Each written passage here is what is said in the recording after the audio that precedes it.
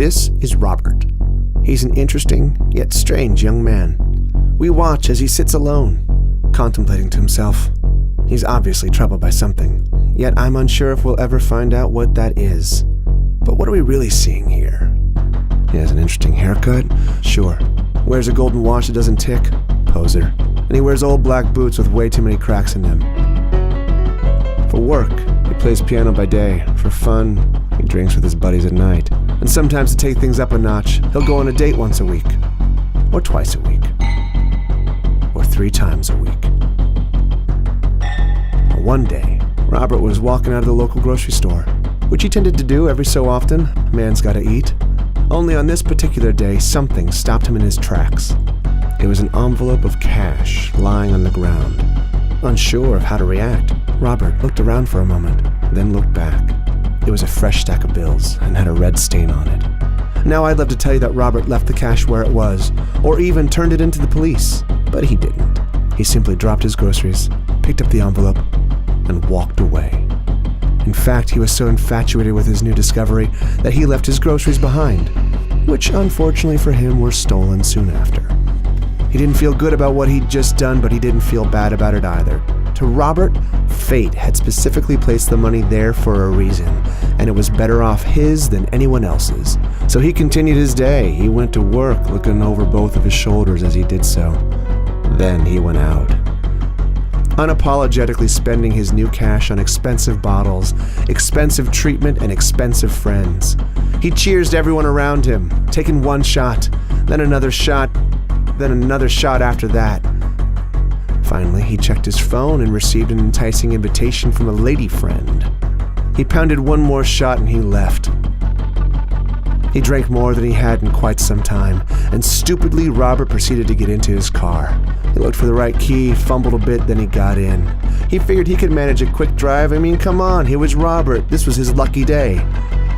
Robert became easily distracted, ended up losing complete control of the vehicle, and our boy Robert hit someone.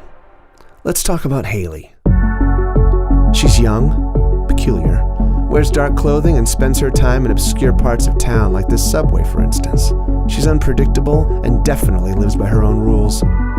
She wears low-key punk rock boots, has straight dark hair, and always wears long coats. I mean always. But most interestingly, she has eyes that sometimes change color.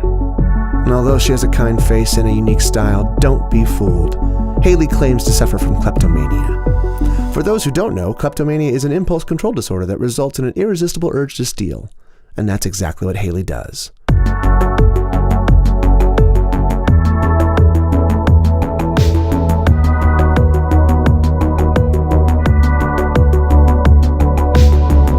Haley doesn't have many friends, nor does she really want any.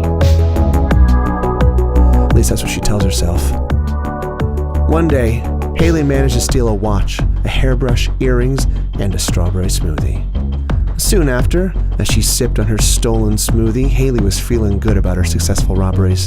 It was just another regular day. That is, until she noticed something very odd.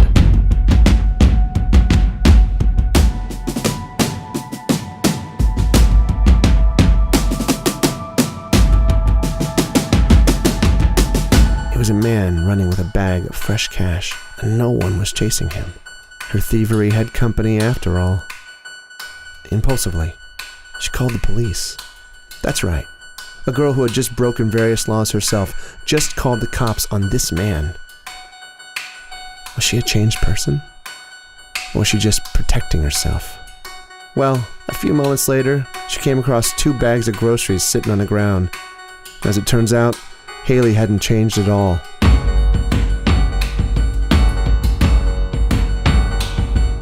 She completed her day by texting a fellow who she knew would respond right away. 2 words were capable of captivating the young man's attention completely. Come over.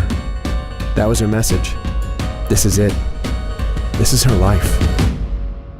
Let's move on to Anthony. Anthony is a criminal. Being a criminal is what he knows, it's what he thinks about, and it's what he does. Anytime he's tried to live life according to good morals, he's failed miserably. To Anthony, there's only one thing you can do when something is wrong, and that's to do something that's even more wrong. Anthony would spend many of his nights finding ways to defy the law, although he was never very lucky.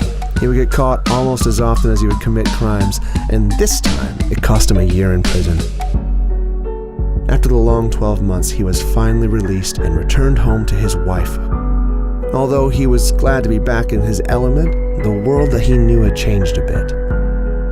Particularly his wife had changed, but he chose to ignore it. One day, as he was preparing himself a slice of pizza, Anthony noticed something peeking out from under the microwave. It was a letter.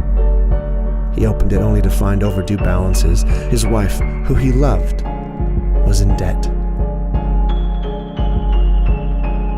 He didn't want to commit another crime, but he needed to get his wife out of the hole. So Anthony did what Anthony knows how to do best. He robbed a bank.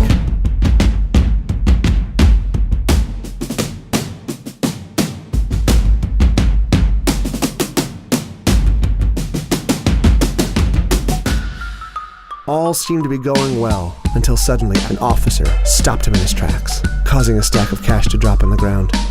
And that was it for Anthony. What about Brenda? This young woman thrives on her independence, yet she has sad eyes, an addictive personality, and feels trapped in a world that only she understands. She serves coffee by day, works as a hostess by night, and spends the rest of her day watching time go by as she waits for her husband to be released from prison. Eventually, Brenda did find herself a distraction. It was online gambling. She quickly became obsessed. One day, as she was washing a few dishes, Brenda received the call that her husband was coming home. Initially, Brenda was thrilled to see her husband again. Thrilled. And eventually, however, she grew uneasy. Things were different. A few days later, a large bill came in the mail. And as to be expected, Brenda's gambling addiction had quickly eaten into her savings. It had finally happened. Brenda was in debt. She decided to hide the letter so her husband wouldn't see. Brenda then grabbed her coat, her keys, and left.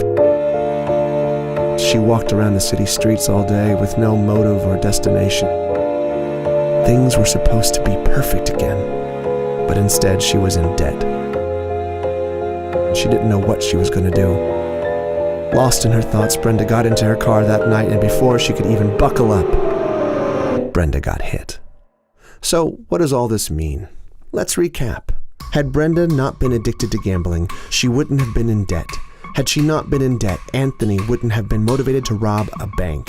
Had Anthony not robbed a bank, Haley wouldn't have called the police. Had Haley not called the police, Anthony wouldn't have dropped the cash. Had Anthony not dropped the cash, Robert never would have found it. Had Robert never found it, he would have never had a reason to celebrate and get drunk.